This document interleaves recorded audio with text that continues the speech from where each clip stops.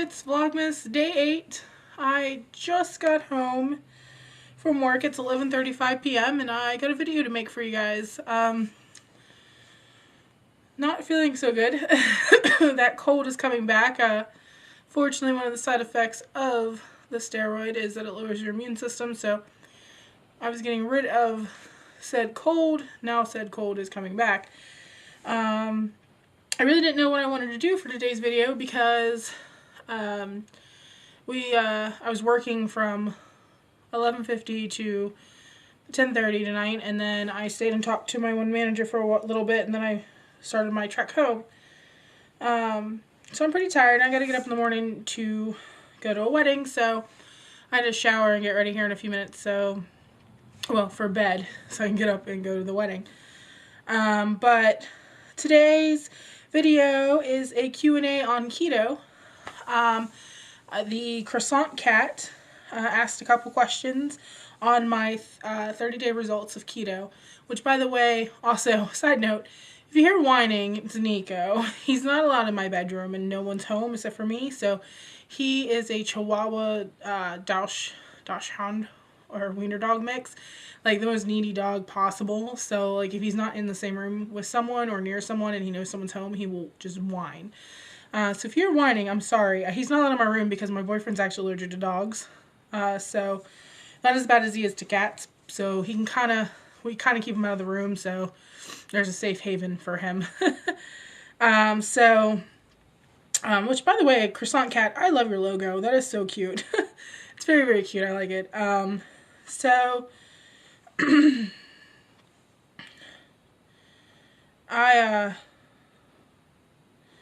see if I can answer your 4 questions correctly here, and you're not really bombarding me. I actually really enjoy these questions. I like when people are interested in what I'm putting up and stuff, so thanks for being a subscriber and everything. So let's see here. Your first question was, did you start eating carbs after this period? So after that 30-day period, ironically, the 27th day, I think I cheated and I had some carbs. I was at my dad's house, hadn't ate all day. We ended up ordering pizza, so I ate pizza.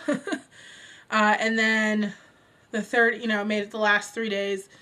And then, yes, I actually went right back to carbs after that. And then I was on and off of it for a few weeks. And then I quit altogether about a week before my Aruba vacation.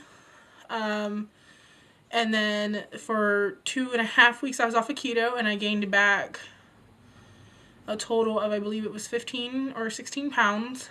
And then I took them off, put them back on, took them off, put them back on, and then I went on vacation, not vacation, but I went off of it again for Thanksgiving, and then came back from Thanksgiving and still was at the 15, it was between 15 and 18 pound total gain. And then I restarted my keto challenge, and I lost 6 pounds between that Wednesday and Sunday, and then I put it right back on plus an extra pound by the end of the week from coming off of it again and also being put on prednisone, excuse me, and stopping I take a diuretic for swelling in my legs, so I stopped taking all that, so automatically just weight back on. I know it's all water weight, and everyone who's been on prednisone's like, it'll all fall right off once you're done with it. Yes, I did start eating carbs after the period. I really would like to go beyond 30 days one time. I just happen to always make it through my 30 days with either 1 or 2 cheats, and then I kind of either go off of it for a few days and go back on it, and it always ends up like sabotaging. So definitely is a goal to kind of try to stay on it for longer than just a 30-day. Let's see, our second question was, right before starting your keto days, how was nutrition? Was it a healthy nutrition with carbs in it, or was it completely unhealthy? I tried keto last year, and I did low carb the few weeks before, and I had no problems with the transition. I guess it rolls into your question 3 and 4, which is, were your first days difficult, and did you ever get the keto flu or lethargicness? When I did keto a year ago, I did low carb for the first couple weeks, and then I moved into the keto, and I had no problems. I think I had a headache the second day, but that was about it. And then by about the third or fourth week, I started to have some problems with my thyroid and like sleeping and stuff like that, and being really tired. Like that wish I had went away, and I was constantly tired. So that's one of the reasons why I started looking into like iodine and stuff for my thyroid, because yes, keto is good for a thyroid, and can be good for a thyroid, and stuff like that. Of course, if you read a couple different people take on thyroid and keto, some say you need to have carb ups when you have a thyroid, to maintain your levels and your thyroid. And we're not talking like cheat day carb ups. I'm talking like healthy veggies or like plain rice or something like that, but still staying away from bread and stuff. And then you have other experts that say you don't need it all. And then you have other experts that say you should transition into a lower carb diet when you have a thyroid. Like you should start at 100 grams for like a month and then cut yourself to like 80 grams for like a month. So it just really depends on you, and carb ups and stuff.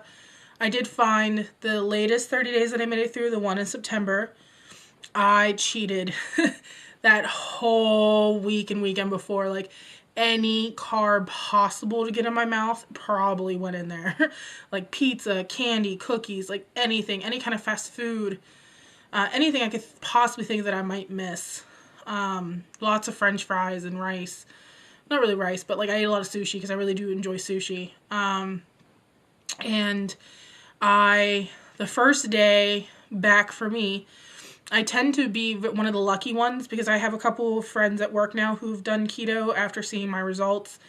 And all of them either went through the keto flu for a week or they had no problems at all. So for me, I tend to, every time I restart keto, I do not transition nicely into carbs. I never do. And that probably is why I end up getting my headaches. But the first day, I'm typically not hungry. By the time I'm done my first meal, I'm not hungry for the rest of the day. And then towards the end of the night, I start to get those thoughts like, oh, maybe I can restart tomorrow or whatever. And I had to like fight through those, those little demons that I have with my food. And then once I'm past my first day, I'm normally okay with keto. It's a lot easier to maintain it. My second day is typically when I get the keto flu. The only symptom I ever seem to get is a headache, which is usually relieved by taking like Bayer or an aspirin, but I have to make sure I take it like at every 4-hour increments because it's like an all-day headache if I don't. And I also find that, if I drink like Propel or Powerade Zero mixed with water, it eases the headache in less time than like taking the aspirins, because I'm adding in the magnesium and the electrolytes into what I'm doing. So, and then typically by the third day I'm fine and it's smooth sailing until like something happens, like an event happens, or something that's like a birthday or something like that. But typically I can stay keto at the restaurants, I can stay keto at fast food, I can stay keto. So yeah, so as I was just saying, I think about the keto flu. So I only get it on the second day for just about the day or whatever for the headache. And yeah, that's about it. I do enjoy keto. I do find it doesn't work for everybody. Typically you got to get past that keto flu. And my friend Brandon, who did keto as well, he was having problems the first 2 days with the keto flu and being tired and the headaches. And then I had him go and buy Propel, and he drank them and all the symptoms went away. So if you're having a lot of problems with the keto flu or whatever, I definitely recommend like Propel or Powerade Zero, something that has electrolytes and magnesiums in it.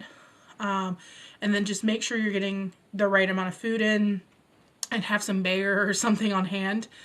And if you still just can't push past it, then maybe you just want to go plain low carb or some other nutritional thing that works for you, because I mean there's a million out there. You just got to find the one that works for you.